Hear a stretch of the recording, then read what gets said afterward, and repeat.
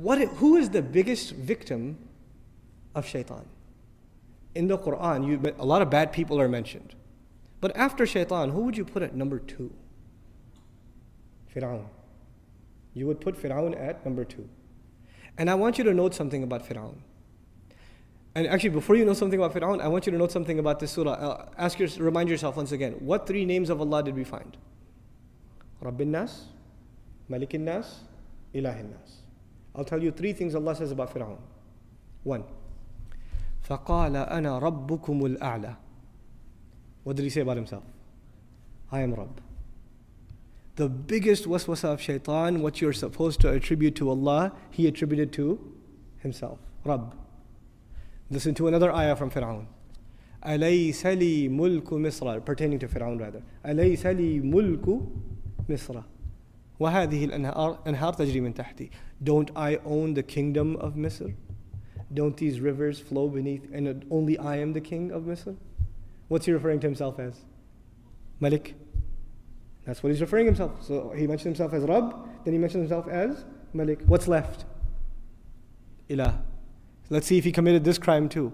He turns to his chiefs and he says, وَقَالَ فِرْعَوْنَ يَا أَيُّهَا الْمَلَأ مَا عَلِمْتُ لَكُم مِّنْ إِلَٰهٍ غَيْرِي.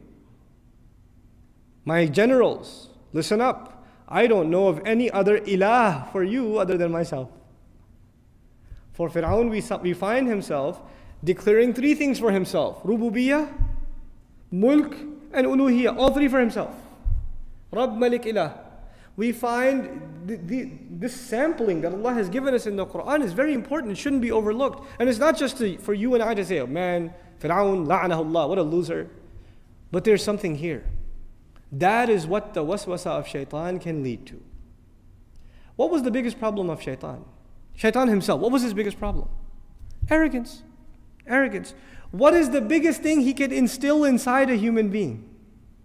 Arrogance. And what is the worst manifestation of arrogance? Fir'aun. But you don't have to reach Fir'aun to be worried that you're headed down the same road that leads to Fir'aun. Today we are not living in a time where people declare themselves gods over others. But we are living in times where people declare themselves gods over themselves. They declare themselves their own master. I am my own man. I am my own master. They declare themselves their own king.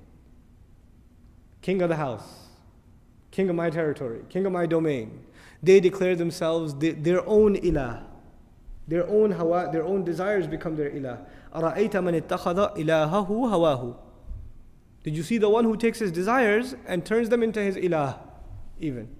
We're living in times where we can each turn into mini Fir'aun without even realizing it. We don't have to have large castles and fight with messengers and be arrogant, outspoken against Allah Azza wa Jal. But that concept of ego that is crushed in the beginning of this surah by you openly saying, I need protection. I need Allah's protection. I'm coming into His obedience. There's a very powerful lesson in this. Very, very powerful lesson. Iblis himself recognizes the lordship of Allah but wants the human being to forget it. He himself said, you are the one who created, khalaqtani. Even when he was disobeying Allah, he gave him credit. Khalaqtani min nar. You created me from fire.